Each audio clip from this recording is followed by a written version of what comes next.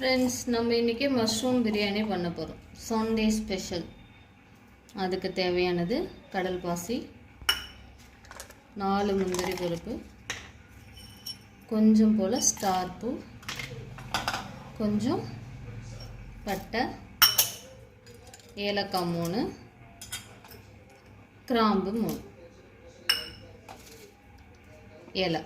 இது எல்லாத்தையும் நம்ம பவுடரை அரைச்சு எடுத்துக்கலாம். பாருங்க, இப்போ நம்ம மசாலா ரெடி பண்ணியாச்சு. இந்த மாதிரி பொடி பண்ணி எடுத்துக்கலாம்.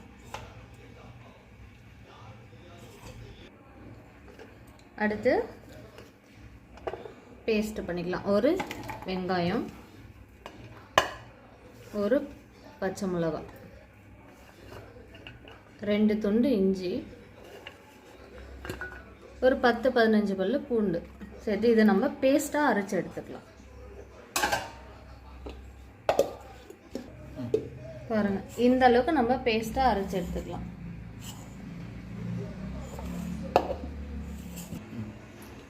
மக்களே, இப்போ நம்ம சமைக்க ஆரம்பிச்சிடலாம். குக்கர் பிரியாணி. குக்கர் வச்சுக்கலாம்.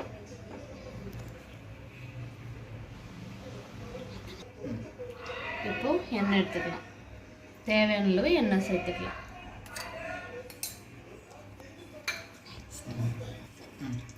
பாருங்க மக்களே, எண்ணெய் சூடாச்சு. இப்போ நம்ம அரைச்சி வச்ச வெங்காயம் பேஸ்ட் எல்லாத்தையும் சேர்த்துக்கலாம். வெங்காயம் பூண்டெல்லாம் அரைச்சி வச்சோம் இல்லையா, அந்த பேஸ்ட்டை சேர்த்துக்கலாம். தண்ணி சேர்க்க வேணாம், அந்த பேஸ்ட்டை மட்டும் சேர்த்துக்கலாம்.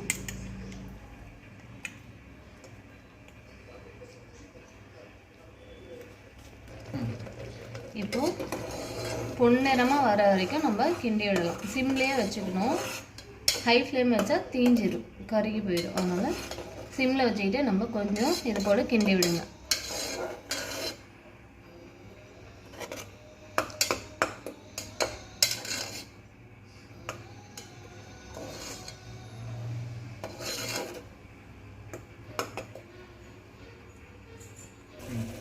இந்த அளவுக்கு பொன்னிறமாக வணங்கி வந்துச்சு பாருங்கள். இப்போ நம்ம அரைச்சி வச்சுருக்க மசாலாவை சேர்த்துக்கலாம். சேர்த்துட்டு நல்லா கிண்டி விடுங்க. பாருங்கள், இப்போ கிண்டும் போதே உங்களுக்கு நல்ல மணமாக இருக்கும். ஏன்னா நம்ம சேர்த்தது என்னென்னா பட்டை கிராம் மசாலா. நம்ம அரைச்சி வச்சோம் இல்லையா, பட்டை ஏலக்காய் முந்திரி எல்லாம் சேர்த்து போட்டோம் இல்லையா, அந்த மசாலா தான் உங்களுக்கு நல்ல மணமாக இருக்கும். போட்டு கிண்டும் போதே நல்லா கிண்டி விடணும். இதுவும் பொன்னிறமாக வர வரைக்கும் நம்ம வெயிட் பண்ணணும். பாருங்கள், இந்த அளவுக்கு நல்லா நமக்கு பொன்னிறமாக வணங்கி வந்ததுக்கப்புறம் ஒரு பிடி அளவு எடுத்து வச்சிருக்கேன் புதினா சேர்த்துக்கிறேன்.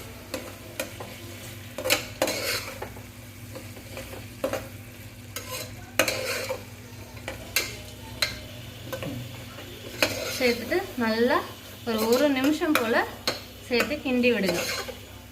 புதினா வணங்கி வர்றது உங்களுக்கு நல்லா தெரியும். அது வரைக்கும் நம்ம கிண்டி விடலாம்.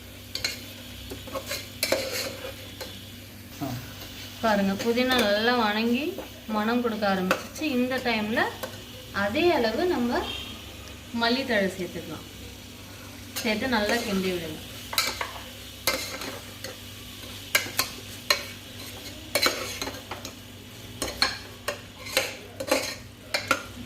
எல்லாமே சேர்த்து மிக்ஸ் ஆகிற அளவுக்கு நம்ம நல்லா கிண்டி விடணும்.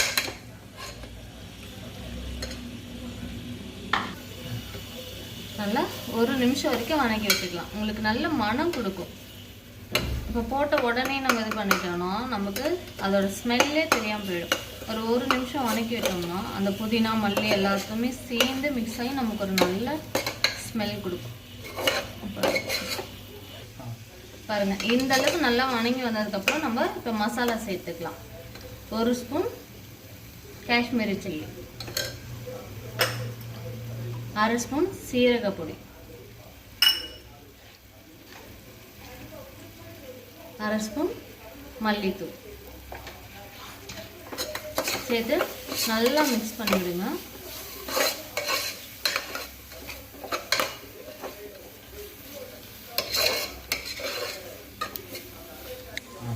பாருங்க, இந்த அளவுக்கு நல்லா வதங்கி வந்துச்சு. இப்போ நம்ம தயிர் தேவையான அளவு சேர்த்துக்கலாம். நான் 1/2 பாக்கெட் சேர்த்துருக்கேன். உங்களுக்கு எந்த அளவுக்கு தேவையோ நீங்கள் அந்த அளவுக்கு சேர்த்துக்கலாம். சேர்த்துட்டு நல்லா ஃபுல்லாக மிக்ஸ் பண்ணி விடுங்க. மசாலாவும் தயிரும் நல்லா மிக்ஸ் ஆகும்.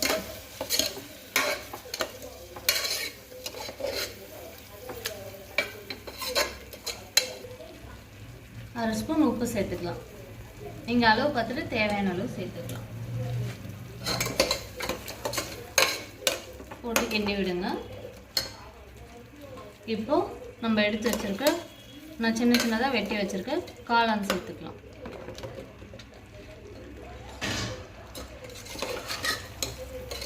எல்லாத்தையும் சேர்த்துட்டு ஃபுல்லாக நம்ம மிக்ஸ் பண்ணணும். இப்படி இது மாதிரி கிண்டி வச்சுக்கலாம். கிண்டும் போது உடையாமல் நம்ம கிண்டி விடணும். காளான் உடைச்சிருக்கூடாது.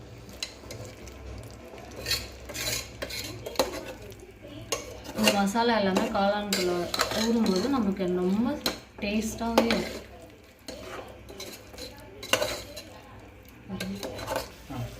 இப்போ தேவையான அளவு தண்ணி ஊற்றிக்கலாம்.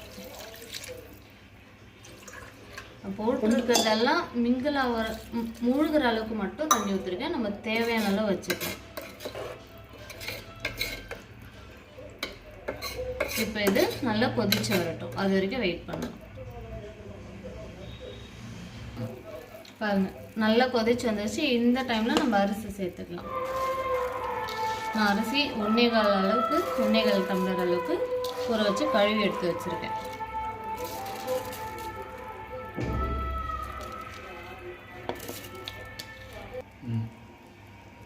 பாருங்க அரிசி போட்டாச்சு. இது நம்ம கிண்டி விடாமல் இப்படி பொறுமையாக டிப் பண்ணி விட்டுக்கலாம்.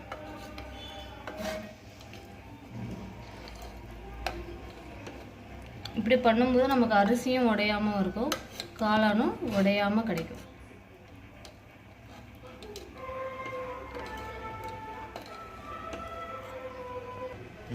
இப்போது ஒரு பொடி அளவுக்கு புதினா சேர்த்துக்கலாம். அதே அளவுக்கு மல்லித்தழையும் நம்ம சேர்த்துக்கலாம். இந்த டைமில் ஒரு 1/2 லெமன் நம்ம ஆட் பண்ணிக்கலாம். ஜூஸ் மட்டும் இப்படி புழிஞ்சு விட்டுக்கோங்க.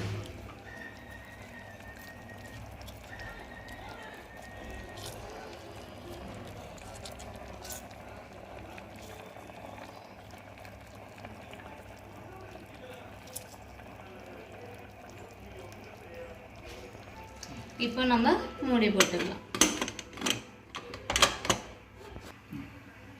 மூடியாச்சு. ஒரு விசில் விட்டு நம்ம இறக்கிக்கலாம். பாருங்க 2 விசில் விட்டு எடுத்து வச்சு. இப்போ ஆவி ஃபுல்லாக போகிற வரைக்கும் வெயிட் பண்ணியாச்சு. இப்போ நம்ம ஓப்பன் பண்ணி பார்க்கலாம் பிரியாணி எப்படி இருக்குன்னு பார்க்கலாம்.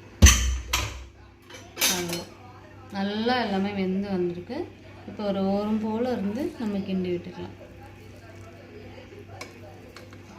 பாருங்கள் சூப்பராக வெந்து வந்திருக்கு. பாருங்கள் நம்ம போட்ட சாதமும் அரிசியும் உடையில 2 விசில் விட்டு நம்ம இறக்கி வச்சுருக்கோம். ஏர் ஃபுல்லாக ரிலீஸ் ஆகிற வரைக்கும் ஒரு 5 நிமிஷம் வெயிட் பண்ணிவிட்டு இப்போ ஓப்பன் பண்ணி பார்க்கலாம் பிரியாணி எப்படி இருக்கு. பாருங்கள் நம்ம போட்ட அரிசி அப்படியே இருக்குது, உடையவே இல்லை, முழுசு முழுசாக அப்படியே இருக்குது. நம்ம போட்ட காளானும் நமக்கு முழுசு முழுசாக அப்படியே இருக்குது, இப்படி உடையாமல் நல்ல பதத்தில் வந்திருக்கு. பாருங்கள் ஃபுல்லாக அப்படியே நம்ம ஒரு கிண்டி விட்டுக்கலாம். அடியில் கூட பாருங்கள் நமக்கு தண்ணியே இல்லை, தண்ணி இருக்கக்கூடாது, அப்போ தான் நமக்கு டேஸ்ட்டாகவும் நல்லாவும் இருக்கும். இப்போ காளான் பிரியாணி ரெடி. சமைச்சு சாப்பிட்டு பார்த்துட்டு கமெண்ட் பண்ணுங்கள் ஃப்ரெண்ட்ஸ். தேங்க்யூ.